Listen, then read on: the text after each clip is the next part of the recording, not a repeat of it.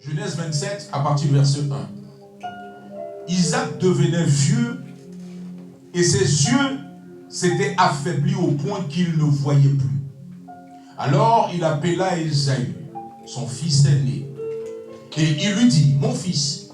Et il lui répondit, me voici. Ça me rappelle quelque chose. Isaac dit, voici donc je suis vieux, je ne connais pas le jour de ma mort. Maintenant donc je te prie, prends ton arc, prends tes armes plutôt, ton carquois et ton arc, va dans les champs et chasse-moi du gibier. Fais-moi aimer comme j'aime et apporte-le-moi à manger, afin que mon âme te bénisse avant que je meure. Rebecca écouta ce qu'Isaac disait à Ésaü son fils, et Ésaü s'en alla dans les champs pour chasser du gibier pour le rapporter. Puis Rebecca dit à Jacob son fils, voici j'ai entendu ton père, qui parlait ainsi à Ésaü ton frère. Apporte du gibier et fais-moi aimer que je mangerai. Et je te bénirai devant l'Éternel avant ma mort. Maintenant mon fils, écoute ma voix à l'égard de ce que je te commande. Va me prendre au troupeau 2 bons chevaux. J'en ferai pour ton père aimer comme il aime. Et tu lui porteras à manger à ton père afin qu'il te bénisse avant sa mort. Jacob répondit à sa mère, voici, Ésaü mon frère est velu, et je n'ai point de poil. Peut-être mon père me touchera-t-il, et je passerai à ses yeux pour un menteur, et je ferai venir sur moi la malédiction, et non la bénédiction. Sa mère lui dit, que cette malédiction, mon fils, retombe sur moi. Écoute seulement ma voix, et va me les prendre. Jacob alla les prendre et les apporta à sa mère qui fit aimer comme son père aimait. Ensuite, Rebecca prit les vêtements d'Ésaü, son fils aîné, les plus beaux qui se trouvaient à la maison, et elle les fit mettre à Jacob, son fils cadet. Elle couvrit ses mains de la peau des chevaux et son cou qui était sans poil. Et elle plaça dans les mains de Jacob, son fils, les mets et le pain qu'elle avait préparé. Il vint vers son père et dit, mon père. Et Isaac dit, me voici. Qui es-tu, mon fils? Jacob répondit à son père, je suis Ésaü, ton fils aîné. J'ai fait ce que tu m'as dit. Lève-toi, je te prie, assieds-toi et mange mon gibier, afin que ton âme me bénisse. Isaac dit à son fils, et quoi? Tu en as déjà trouvé mon fils? Et Jacob répondit, c'est que l'Éternel ton Dieu l'a fait venir devant moi. Isaac dit à Jacob, approche donc, et que je te touche, mon fils, pour savoir si tu es mon fils Ésaü ou non. Jacob s'approcha d'Isaac, son père, qui le toucha et dit, la voix est la voix de Jacob, mais les mains sont les mains d'Ésaü. Quelqu'un dit ceci, la voix est la voix de Jacob. La voix est la voix de Jacob. Mais les mains sont les mains d'Ésaü. Alléluia. Amen. Il ne le reconnut pas parce que ses mains étaient velues, comme les mains d'Ésaü son frère. Et il le bénit. Il dit, c'est toi qui es mon fils Ésaü. Et Jacob répondit, c'est moi. Isaac dit, serre-moi, et que je mange du gibier de mon fils, afin que mon âme te bénisse. Jacob le servit, et il mangea. Il lui apporta aussi du vin, et il but. Alors Isaac, son père, lui dit, approche donc, et embrasse-moi, mon fils. Jacob s'approcha et l'embrassa. Ils sentirent l'odeur de ses vêtements, puis il le bénit et dit, voici, l'odeur de mon fils est comme l'odeur d'un champ que l'Éternel a béni. Que Dieu te donne la rosée du ciel et de la graisse de la terre, du blé et du vin en abondance. Que des peuples te soient soumis et que des nations se prosternent devant toi. Sois le maître de tes frères et que les fils de ta mère se prosternent devant toi. Maudit soit quiconque te maudira et béni soit quiconque te bénira. Isaac avait fini de bénir Jacob et Jacob avait à peine quitté son père Isaac qu'Ésaü, son frère, revint à la chasse. Ferme ta Bible. Amen. Que Dieu bénisse sa parole. Amen. Alléluia. C'est une histoire merveilleuse. Certainement que tu l'as déjà lu et certainement que tu as entendu des prédications à ce sujet qui t'ont permis de comprendre cette histoire dans son essence, selon sa base. Je voudrais apporter un plus afin que ta connaissance soit parfaite. Alléluia. Quelqu'un me dit Amen. Amen. Voici cette histoire qui me fascine. Cette histoire est un peu comme moi, mon histoire. Elle ressemble, il y a des aspects dans cette histoire qui me ressemblent moi. Parce que Dieu m'a permis de vivre ce que Jacob a vécu. Amen. Amen. Avant que nous n'arrivions à cette histoire, un jour Dieu va se révéler un homme du nom d'Abraham. Qui a déjà entendu parler d'Abraham? Tout le monde. Abraham qui est le père de la foi. Lorsque Dieu se révèle à lui, Dieu lui dit: Abraham, je rendrai ton nom grand. Et mon but principal avec toi, c'était de former une nation, la nation d'Israël. Alors Abraham obéit et il part, selon ce que la voix de l'Éternel lui avait dit.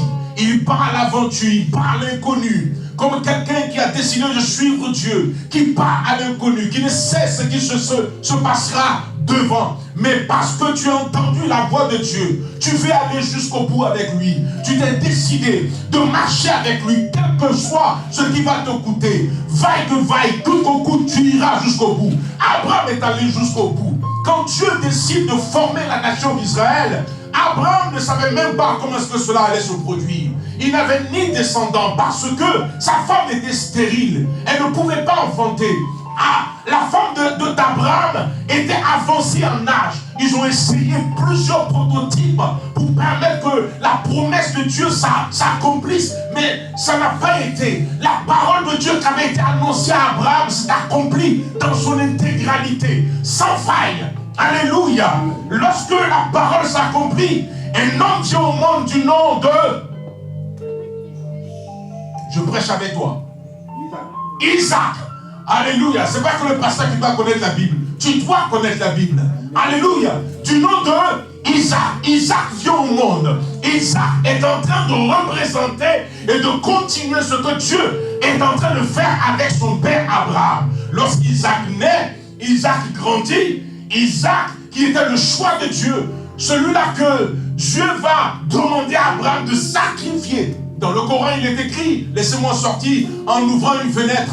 Le Coran dit que c'est Ismaël qui a été l'objet de sacrifice. Ce n'était pas Isaac. Quand je discute avec mes amis musulmans, je leur demande de m'expliquer pourquoi est-ce que la nation d'Israël n'a pas été créée avec Ismaël.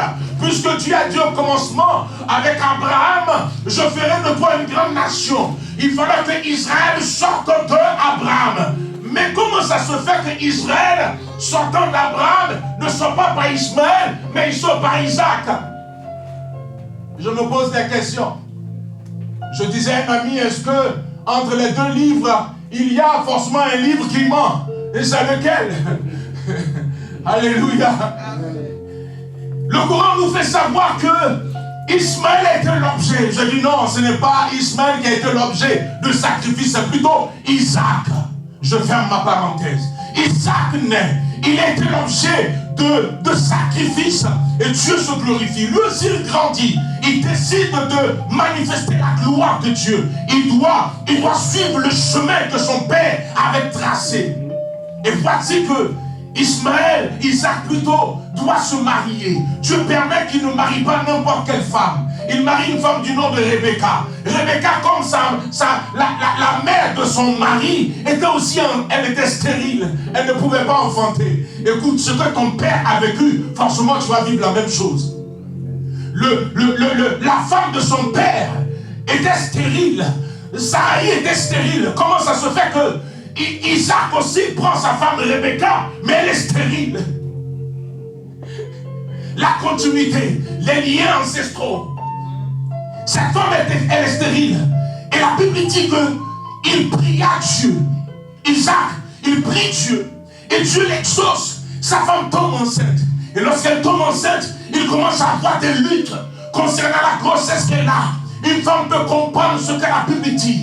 Elle a commencé à ressentir des douleurs. Il y avait une forme de lutte dans son sein. Elle ne comprenait pas, elle se pose la question. Mais comment le Dieu qui m'a donné la grossesse permet qu'il y ait une telle lutte dans mon sein? Alors il faut que je retourne vers lui afin de pouvoir lui poser des questions. Elle se retourne vers Dieu en lui posant la question, mais Seigneur, qu'est-ce qui se passe dans mon sein?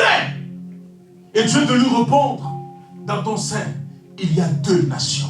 Dans ton sein, il y a 2 peuples. Dans ton sein, il y a 2 nations. Mais la particularité de ces 2 nations, c'est que le plus jeune dominera sur le plus grand. Quand les enfants viennent au monde, on se rend compte que le plus grand est en train de sortir et le plus jeune saisit le talon du plus grand. La lutte depuis le ventre de leur mère. Dans le ventre de leur mère, il y avait Ésaü et il y avait Jacob. Jacob, c'est Israël plus tard, mais Ésaü, c'est Édom, les Édomites. Vous comprenez? La mère avait reçu instruction faisant savoir de la part de Dieu que lui, Dieu, son choix, c'était Jacob. Quand vous lisez Malachie 1, Malachie en parle en faisant savoir que le choix de Dieu, c'était Jacob. L'apôtre Paul, plus tard dans le livre de Romains 3, Romains 9, en parlera en disant que lorsque Dieu décide de choisir, l'élection de Dieu ne dépend ni d'un homme, ne dépend ni de qui que ce soit, mais de lui, Dieu. Il dit ceci, il dit la grâce de Dieu, ce n'est pas celui qui veut, ni celui qui court, qui peut l'obtenir, mais c'est Dieu qui fait grâce à qui il veut, comme il veut. Amen. Il n'a pas besoin de l'assentiment de quelqu'un. Il n'a pas besoin de te demander un conseil. Quand Dieu veut te lire, il te lit. Sans poser des questions. Son choix, c'était Jacob. Il choisit Jacob. Pourtant, quand les 2 grandissent, la Bible fait savoir que Ésaïe était un vaillant chasseur. Il était habile chasseur. Mais Jacob était un homme tranquille. Jacob était tranquille dans son coin. Des 2, si on regarde humainement parlant, si on doit choisir quelqu'un, on va choisir forcément Ésaü. Parce qu'on a besoin de quelqu'un qui peut nous produire certaines choses. Ésaü va chasser, il vient avec de la viande, on a besoin de manger. Le père était attaché à Ésaü. La mère était attachée à Jacob. Le père aimait Ésaü parce qu'Ésaü chassait et lui envoyait du gibier. Il mangeait du gibier chaque jour. Il mangeait de la viande parce que son fils lui apportait de la viande. Mais le choix de la mère, c'était Jacob. Jusqu'au jour où le père, sentant qu'il part vers la mort, il est vieux. Mais la Bible dit ceci. Les yeux de Isaac avaient baissé, sa vie avait baissé. Je veux dire à quelqu'un, souvent, la bénédiction de Dieu est aveugle. Seuls ceux qui savent profiter pourront profiter. Quelqu'un ne m'a pas saisi. Lorsque Isaac sent qu'il est vieux et qu'il doit relâcher la bénédiction, il dit ceci. Il appelle son fils Ésaü en lui disant, Ésaü, je sens que je pars vers la mort. Je dois relâcher la bénédiction sur toi. Laissez-moi vous donner la définition même du mot bénédiction. Le mot bénédiction vient du latin benedictio, qui est un dérivé de benedicere. Benedicere qui signifie en somme bene qui est bien et dicere qui signifie parole ou dire. Donc en réalité, quand on dit bénédiction, on parle de bonnes paroles relâchées sur la vie de quelqu'un. Quelqu'un me suit? Alléluia. Donc Isaac était arrivé à un niveau où il fallait relâcher bénédicere sur la vie de son fils Ésaü. Maintenant, dans le plan de Dieu, ce n'était pas Ésaü qui devait recevoir. Puisque Dieu lui-même dit, quand on parlait de l'apôtre Paul tout à l'heure, qui parlait de deux, il dit, lui Dieu, il a aimé Jacob, mais il a haï Ésaü. Ah, comment Dieu peut aimer un enfant qui est dans le sein, qui n'a même pas manifesté aucun caractère, il n'a rien fait, mais Dieu dit, je l'aime. L'autre aussi qui n'est pas né, Dieu dit, je le hais. Le choix de Dieu ne dépend ni de ton père ni de ta mère. Si Dieu t'a choisi, et te donnera les moyens d'accomplir ce que tu dois accomplir. Jacob était un homme tranquille. Mais regardez ce qui va se passer. Avant que le Père ne bénisse, Jacob devait poser une action qui devait l'amener à passer au stade du cadet à l'aîné. Un jour que Saïd revient de la chasse, il a faim. Il n'a pas eu de gibier. C'est pas tous les jours que tu chasses et puis tu as de la viande. Ce jour-là, il arrive et il a faim. Il voit son frère qui est en train de faire à manger un potage. Il dit à son frère, donne-moi à manger, j'ai faim. Isaac, on ne sait ce qu'il a animé. Ou plutôt Jacob, on ne sait ce qui a animé Jacob. Jacob à cet instant dit, non, Esaü, tu veux manger ma nourriture? Pour manger ma nourriture, vends-moi ton droit d'aînesse. Esaü lui dit, mais attends, mon droit d'aînesse, de toutes les façons, je mourrai. À quoi ça me sert? Je te le vends. Il dit, jure-le-moi. Jure-le-moi. Il jure, je te vends mon droit d'aînesse. Voilà pourquoi est-ce que Dieu n'a jamais aimé Esaü. Comment quelqu'un peut vendre son droit d'aînesse? Comment Dieu te positionne comme étant l'aîné qui doit recevoir la bénédiction et toi tu vends ton droit d'aînesse? Je vais dire à quelqu'un, quelles que soient les circonstances, ne vends jamais ton droit d'aînesse. Ce n'est pas discutable. Ce n'est pas discutable ton droit d'aînesse. Pourquoi Dieu permet que toi tu sois l'aîné de la famille? Pourquoi Dieu permet que tu sois le premier de ta maman? Pourquoi Dieu permet que tu sois le premier de ton papa? C'est Dieu qui permet. En ce qui concerne les choix ou ceux qui viennent premier ou deuxième, c'est Dieu qui dispose. Maintenant, s'il fait de toi l'aîné, que toi, tu veux te jouer, les petits frères, c'est toi qui vois. Dieu te traitera comme Esaü. Esaü vend son droit d'aînesse. Jacob dit ceci, vends-moi ton droit. Il dit, il n'y a pas de problème. Marché conclu. Prends mon droit d'aînesse. De toutes les façons, je mourrai. À cet instant précis, quand Esaü sort de sa bouche, je te vends mon droit d'aînesse. Jacob devient l'aîné. Esaü devient le cadet. Spirituellement, Jacob est devenu l'aîné. Mais physiquement, Esaü est l'aîné. Alléluia. Amen. Il venait d'avoir une transaction d'âge. Le plus petit venait de devenir le plus vieux. Parce qu'il a légué légalement. Le nom de Jacob, on dit que Jacob est appelé usurpateur. Dieu sait pourquoi est-ce que Jacob a été appelé usurpateur. Mais dans ce cas d'espèce, on ne dira pas que Jacob est usurpateur. Pourquoi? Parce que depuis le ventre de sa mère, Dieu l'avait choisi dans le but d'accomplir le plan parfait de Dieu. Il prend droit d'aînesse, l'aîné. Alors lorsque le père décide de bénir et qu'il dit à son fils Esaü, va me chasser du gibier, viens avec cela, fais aimer comme j'aime, apporte-le-moi que je le mange, que mon âme soit rassasiée, bénie et que je te bénisse.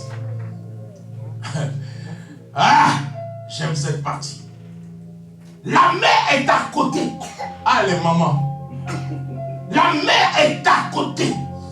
Elle écoute à la porte. Elle entend ce que le père dit à son fils aîné, son préféré. Et la mère sait ce que Dieu lui a dit, mais n'a jamais partagé ça à son mari au bout. Ce que Dieu lui a dit, elle n'a jamais dit ça à son mari. Elle a gardé le secret pour elle. Il y a de telles femmes avec une certaine sagesse. Vous n'avez pas idée.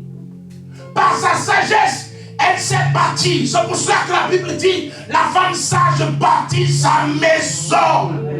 Mais l'insensé la renverse de ses propres mains.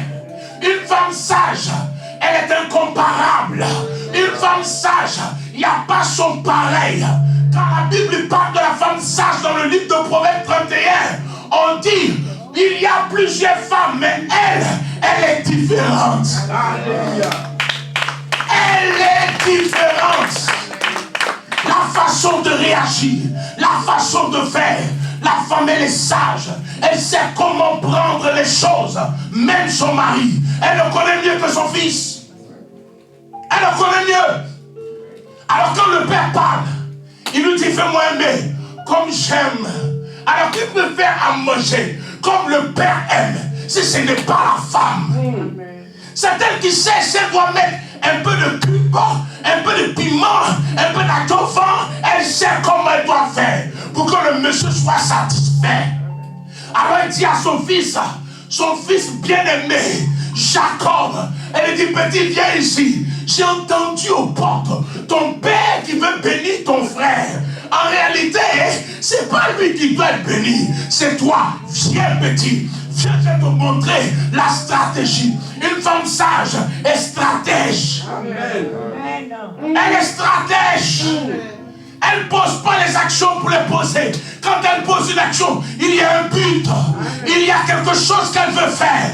Quand elle le fait, ce n'est pas par hasard. Il y a un but à toucher. Elle dit, viens, je te montre la stratégie. La stratégie, je vais te déguiser, petit. Ah, je vais te déguiser. C'est rentrer dans un mystère de déguisement. Déguisement. Devant Dieu. Devant Dieu. Dieu est là-haut, puis il regarde, il dit, ouais, je te respecte, Rebecca.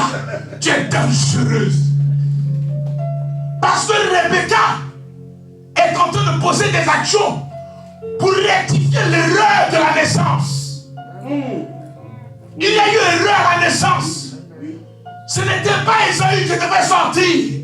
C'était Jacob. Mais comment est-ce que l'erreur va être rectifiée? Par une magie, comme diraient les Camerounais. La magie. La magie. Une magie tranchante. Comment on pourrait dire ça même? Ah, croisement des bras. Ah, elle pose une transaction. L'aîné devient petit. Le petit devient grand. Ah! Jacob vient. Va me prendre 2 chevaux. Oh, le père, il aime manger gibier. Gibier. Toi, tu connais plus le goût de gibier. Et puis chevaux. Ah! Isaac aussi. Frère, quand tu manges agneau, tu connais. Quand tu manges bœuf, tu connais. N'est-ce pas? Comment ça se fait? Comment la maman l'a préparé? Chevreau. Et puis ça sonnait dans sa bouche. Gibier. Elle est forte. Elle est dangereuse, la femme là. Parce que certainement, tu connais le goût de ce que tu manges tous les jours. S'il a l'habitude de manger le gibier, il connaît le goût du gibier. Comment ça se fait qu'on te présente des chevreaux et tu n'arrives pas à faire la distinction entre le gibier et le chevreau? Oh, le vieux avait donné une révélation dans le temps. Il disait, Dieu ne mange pas les gibiers, mais il mange le chevreau. Et en réalité, quand vous regardez dans tous les sacrifices des Israélites, jamais on a sacrifié un gibier. On sacrifie toujours le chevreau. Dieu ne mange pas le chevreau. Isaac attendait de manger le chevreau, et plutôt le gibier. Mais on lui a servi du chevreau sans qu'il se rende compte que c'est chevreau. Le petit va être déguisé. Quand la mère lui présente le plan, il dit, maman, ce que tu es en train de faire là, le gars et moi, on ne se ressemble même pas. On est jumeaux. Lui, il est poilu. Moi, je n'ai pas de poil. Même le thème vocal, ce n'est pas pareil. Son odeur n'est pas mon odeur. S'il se rend compte, au lieu de la bénédiction, je serai maudit. Elle dit, petit, si ma bénédiction doit avoir lieu dans ça, ça va pas tomber sur moi. Viens, écoute ma voix. Prends la peau des chevreaux là. On va mettre ça sur ta peau. Donc Jacob va être déguisé en Ésaü. Poil sur lui. Poil sur ses mains. Elle prend un des habits d'Ésaü qu'il a porté neuf. Jean, tu vois dans la maison, habit de Noël là, qu'Ésaü aimait porter. Ça, c'était sa sape.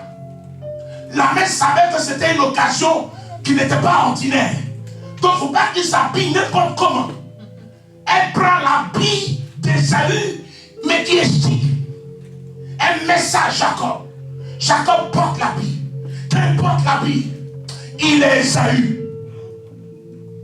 En ce moment-là, spirituellement, il est Ésaü.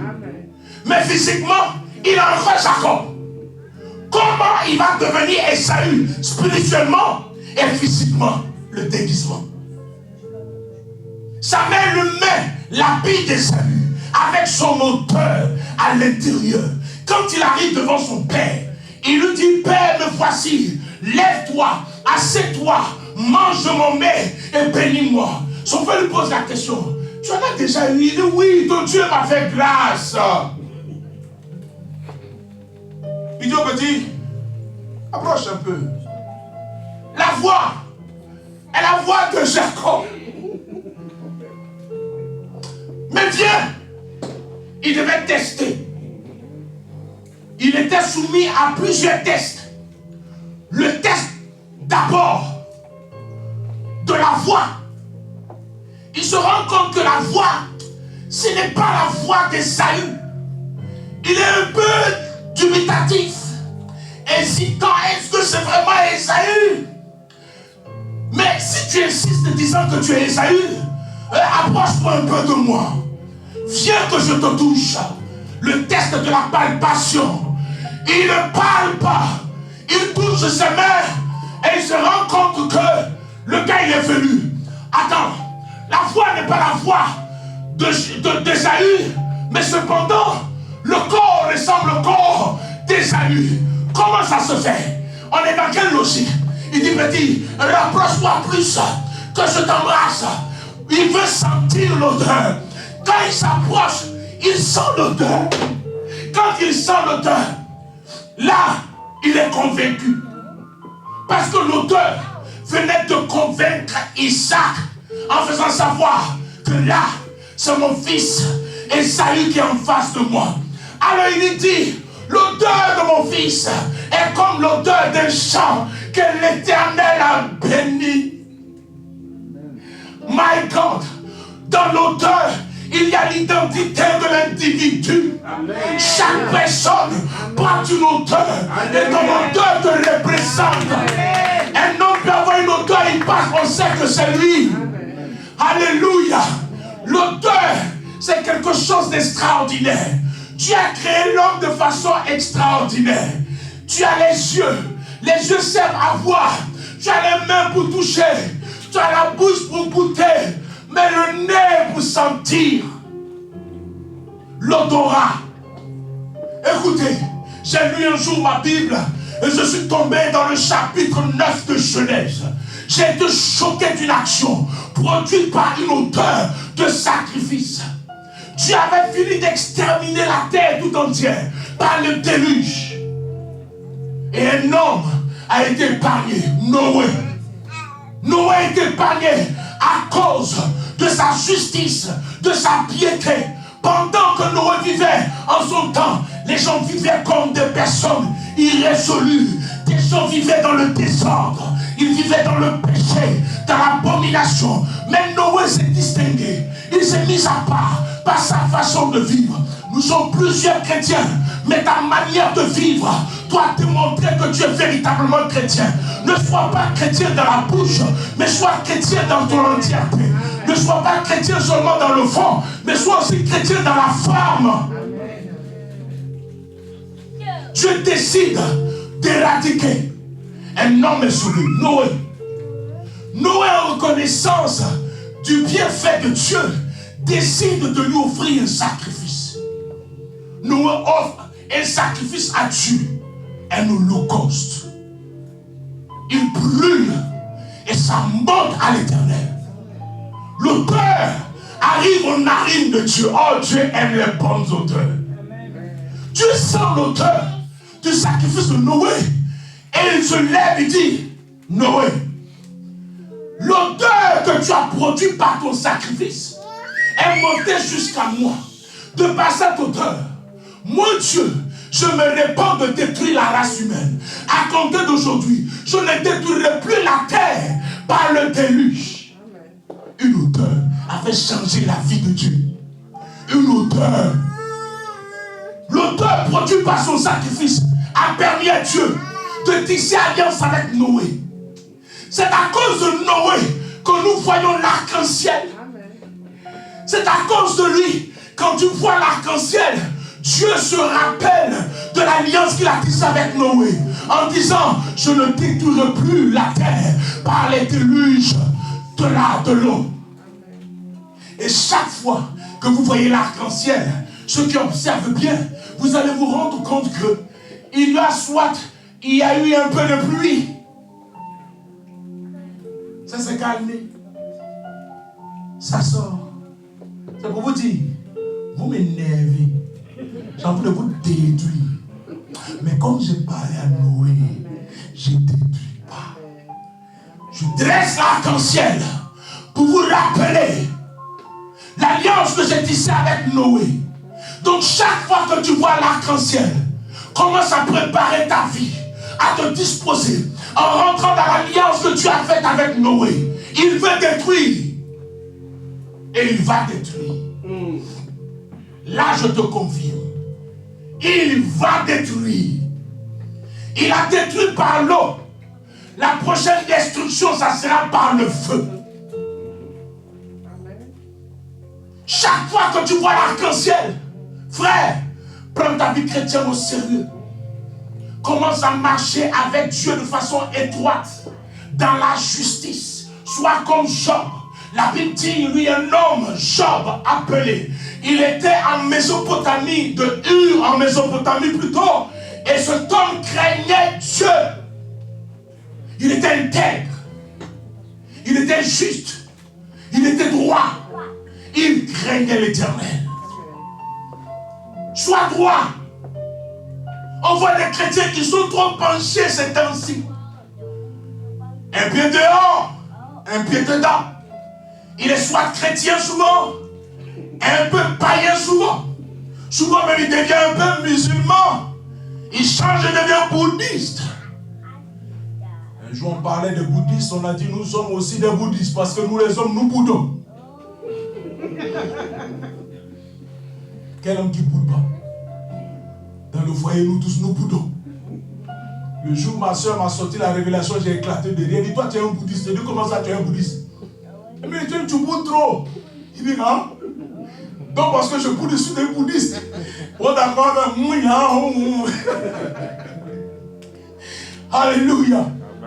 Prenons conscience de ces choses. Alléluia.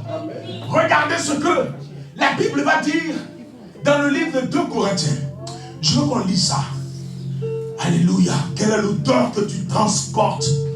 L'odeur que tu transportes. L'odeur que tu transportes. Alléluia. 2 Corinthiens. 2 Corinthiens 2. À partir du verset 14. Il dit ceci. Grâce soit rendue à Dieu qui nous a fait toujours triompher en Christ et qui répand par nous en tout lieu l'odeur de sa connaissance. Il continue au verset 15 en disant, nous sommes en effet pour Dieu la bonne odeur de Christ parmi ceux qui sont sauvés et parmi ceux qui périssent. Aux uns une odeur de mort donnant la mort, aux autres une odeur de vie donnant la vie, et qui est suffisant pour ces choses. Quelle est l'odeur que tu transportes? Est-ce une odeur de vie ou une odeur de mort? Partout où tu passes, tu laisses ton odeur, l'odeur de la connaissance de Christ. Partout où tu passes, on doit savoir qu'une odeur de Christ est dans les parages. C'est pour cela d'ailleurs que tu dois prier pour avoir les sentiments qui étaient en Christ. Quand tu as les sentiments de Christ, tu n'auras pas besoin de trop parler. Ton attitude, ton caractère permettra que les gens sachent que tu es véritablement de Christ. Les chrétiens de Béret transportaient une odeur au point où on n'avait pas besoin de dire que ceux-là, ce sont des chrétiens, ou bien eux-mêmes n'avaient pas le besoin de dire qu'ils sont chrétiens. Aujourd'hui, nous constatons dans l'église que tous les chrétiens veulent faire savoir qu'ils sont chrétiens, pendant que le monde les regarde et dit non, vous n'êtes pas chrétien, parce que vous ne marchez pas comme Jésus. Le tout n'est pas de dire que tu es chrétien, c'est de vivre ta foi chrétienne. Transporte l'auteur de la vie, l'auteur de la connaissance de Christ. Que ce monde ne t'influence pas dans le mal. Que les gens autour de toi ne t'influencent pas dans le mal. Mais laisse plutôt, toi, la vie qui est en toi, l'auteur qui te caractérise, l'auteur de Christ, se répand comme un bon parfum. Alléluia. Amen. Sois comme l'autel de parfum dans le lieu saint. Non, je ne dirais pas dans le lieu saint, parce que l'autel du parfum n'était pas dans le parvis, ici plutôt il était dans le lieu saint. Avant d'entrer dans le lieu très saint, vous avez l'autel du parfum. C'était un tout petit carré comme ça, sur lequel on pouvait répandre de l'encens. Cet autel était en contact avec l'autel que vous trouvez dans le parvis, l'autel sur lequel on sacrifie les animaux. Les deux étaient en connivence. Vous rencontrez cet autel avant de rentrer dans le lieu très saint. Lorsque vous lisez le livre de cet homme qui a été rencontré, le mari d'Élisabeth, comment il s'appelait déjà? Cet homme-là qui a été rencontré par l'ange, la Bible dit qu'il était dans le lieu saint. Zacharie. Zacharie était à côté de cet autel des parfums.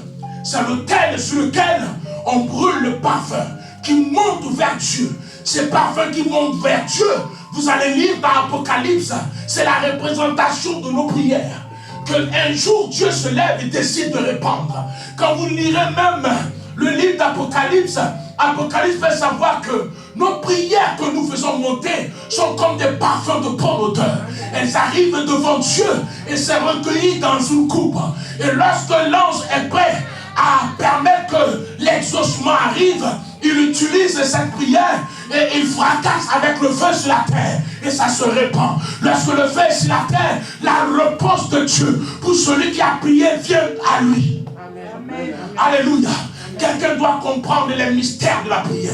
Donc je reviens encore à l'autel des parfums.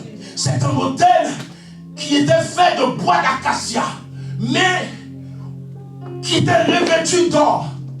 La représentation de Christ. Tout ce qui se faisait dans le tabernacle de Dieu était l'image de Christ. Tout était symbolique. Tout avait une signification.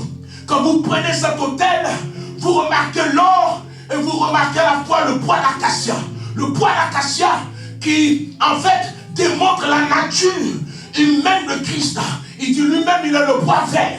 Si vous ne pouvez pas être bois vert, vous êtes bois sec, vous vous plaignez. Lui, il monte sur le bois vert acacia, orné d'or, sa royauté et sa divinité. Ce symbole-là, donc tout était représenté par Christ et pour Christ.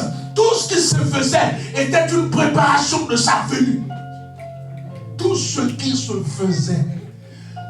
Si vous allez en profondeur pour regarder le tabernacle de Dieu, c'est extraordinaire. Chaque élément a un rôle bien spécifique. Et décrit véritablement qui est Jésus. On aura l'occasion de prêcher là-dessus, sur le tabernacle de Dieu. Mais aujourd'hui, comprends que tu es le tabernacle de Dieu. Parce que la Bible nous a amené à comprendre que notre corps est devenu le temple du Saint-Esprit. Dans le temple de Dieu, ton corps devient le parvis, ton âme devient le lieu saint, et ton esprit en toi est le lieu très saint. Dans ton âme, tu présentes les parfums à Dieu. Tes prières, c'est par ton âme et ton esprit. Tes prières, tes choses, c'est par ton âme. Tu es le temple, et donc le temple a besoin de présenter des parfums de bonne odeur. vie soit comme un parfum de bonne odeur. Que ta vie soit comme un parfum. Que ta vie dégage une odeur qui honore Christ. Que ta vie dégage une odeur qui reflète Christ. Le Jésus qui s'est révélé à toi. Le Jésus qui t'a parlé. Que ta vie reflète sa gloire. Alléluia. Amen. Alléluia. Amen. Oh, j'aime ce Jésus. J'aime ce Jésus. Je crois que tu l'aimes aussi comme moi je l'aime. Mais je veux qu'on aille encore en eau profonde avec lui par notre façon de l'aimer. Chaque fois que nous démontrons notre amour pour lui, nous présentons un sacrifice. L'apôtre Paul pouvait dire dans Romains 12 au verset 1. Quelqu'un me lit cela s'il vous plaît. Selon ce que le Saint-Esprit est en train de m'inspirer. 1 Corinthiens, j'ai dit quoi? Romains 12, verset 1er. Qui a trouvé? Romains 12. Romains 12. Et je vais finir avec ce passage. Romains 12. Personne n'a trouvé Romains 12? Maman, lis. Vas-y. Je lis la parole de Dieu, Romains 12, le verset 1. Je vous exhorte donc, frères, par les compassions de Dieu, à offrir vos corps comme un sacrifice vivant, saint, agréable à Dieu, ce qui sera de votre part un culte raisonnable. Amen. Regardez comme cette parole est formidable. Je vous exhorte donc, frères, par les compassions de Dieu. Il est le Dieu compatissant, lent à la colère, à offrir vos corps. À offrir vos corps. Dieu n'a pas seulement besoin de tes sacrifices d'argent. Dieu n'a pas besoin de tes sacrifices matériels. Mais il a besoin du sacrifice de ton corps. À offrir vos corps comme un sacrifice vivant. Tu es vivant, mais tu es un sacrifice. Dis à quelqu'un, je suis le sacrifice. Oh, dis-le en le pensant, je suis le sacrifice. Imagine un temps soit peu. Tu es le fils d'Abraham, Isaac. Vous montez sur la montagne pour être sacrifié. Et tu poses la question à ton père. Père, je vois là le feu, le bois. Mais où est l'agneau? Tu es l'agneau. Ma soeur me disait une fois, lorsque nous marchons avec le Seigneur, nous vivons les mêmes choses que lui. Et souvent, là où les chrétiens échouent, c'est lorsqu'ils se retrouvent à la croix avec Jésus. À la croix, qu'est-ce qui s'est passé avec Jésus? On l'a cloué. On l'a cloué. À la croix, on a cloué ses mains. Lorsque vous êtes en train d'être cloué comme Jésus, quand le clou touche le premier bras, ça fait mal. Et beaucoup de chrétiens restent à ce niveau. Le premier clou, ils ne supportent plus. On t'a parlé un peu mal. Tu es frustré. Tu es choqué. C'est juste le premier clou. Le premier clou. Ah, le pasteur m'a parlé mal. Le premier clou. Prêche, papa. Ah, la soeur marchait sur mon pied, je n'aime pas ça. Le premier clou. Tu n'es qu'au premier clou. Lui, il a supporté cela. Avant même de recevoir le premier clou, on l'a frappé avec des lanières. Chaque fois que Jésus recevait un coup de fouet, sa peau s'arrachait. Il était insulté, craché là-dessus. Peux-tu accepter qu'on te crache là-dessus? On te crache là-dessus, tu te diras, pourquoi tu me craches là-dessus? Tu penses que je suis ton égal? Tu penses que je suis ton camarade? Tu penses qu'on a élevé les peu ensemble? Tu te prends pour qui? Tu sais qui je suis? Juste un crachat. Juste un crachat. On t'a même pas encore fouetté. Que tu pleures déjà. La vie chrétienne, c'est pas pour les bébés. C'est pour les hommes matures. Si tu n'es pas fort, mentalement, physiquement, tu ne peux pas suivre Jésus. Parce que tu dois porter ta croix. La croix de Jésus coûte cher. Et elle est lourde. Elle est lourde à porter. Il y a des situations qui vont t'arriver. C'est juste parce que on doit te presser et faire sortir l'odeur. L'odeur doit sortir. On te crache là-dessus. On t'insulte. Et puis tu es là comme un agneau qu'on envoie à l'abattoir, mais qui ne bronche pas. Un agneau qui parle n'est pas un agneau, c'est un homme. C'est l'homme qui parle. Mais l'agneau ne parle pas. Laisse qu'on te maltraite. Laisse qu'on te vilipende. Laisse qu'on te traite comme moins que rien. Jésus a même été traité de Belzébul, prince de démons. Il ne s'est jamais plaint. À la croix, premier clou. Deuxième, il y a d'autres qui survivent au premier clou, au crachat, aux injures. Mais le deuxième clou, un autre niveau. Deuxième clou. Troisième clou. C'est pas fini. Le côté. Le côté doit être percé.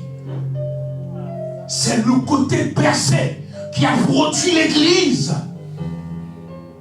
Pourquoi? Parce que la femme a été tirée de la côte de l'homme. Et pour enfanter l'église, il fallait que son côté soit percé pour enfanter son épouse. Son épouse, on pique dans ses côtes pour sortir l'épouse. Tu es né de la flèche du côté de Jésus. Et toi, Dieu veut qu'il y ait des multitudes qui naissent de toi. Et tu te plains. Tu pleures. Parce qu'on t'a parlé mal. Parce qu'on te fait mal. Mais Jésus a subi plus que cela. Pour toi, il n'a pas bronché. Il a subi plus que cela. Mais toi, le peuple, tu n'es même pas capable de le représenter. Tu n'es pas capable de dire, Jésus, je vais supporter cela pour toi. Parce que tu m'as montré l'exemple. La Bible dit, les apôtres étaient battus pour le compte de Jésus et ils s'en réjouissaient. Un niveau extraordinaire. Seigneur, donne-moi ce niveau d'être fouetté pour toi et de dire, Jésus, merci parce que j'ai été battu pour toi. C'est ce niveau que tu dois chercher. Pas le niveau de bassesse où on te parle mal et tu pleures. On t'insulte et tu pleures. Jésus est mort pour chacun d'entre nous. Est-ce que vous en êtes conscient? Est-ce que vous êtes conscient qu'il s'est sacrifié pour vous? Est-ce que vous êtes conscient qu'il s'est donné? Il s'est dépouillé pour vous. De roi qu'il était. Il est descendu comme un simple homme. Par lui, tous les sacrifices ont été obsolètes. Il a été le dernier sacrifice. Sacrifié pour l'humanité. Tous les autres sacrifices, c'était pour couvrir nos péchés. Mais lui est venu prendre ton péché de façon totale. Il l'a effacé. L'ordonnance qui te condamnait, Jésus l'a effacé. Il t'a permis d'être une nouvelle personne, une nouvelle créature à la gloire de son nom. Je voudrais que tu te tiennes debout et que tu dises, Jésus, merci. Merci pour ce beau sacrifice.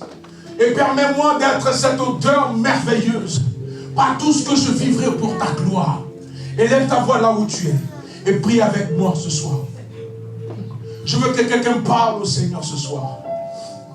Parle au Seigneur ce soir. Oh, parle au Seigneur ce soir. Nous voulons, Seigneur mon Dieu, être des sacrifices pour toi. Oh, l'agneau de Dieu.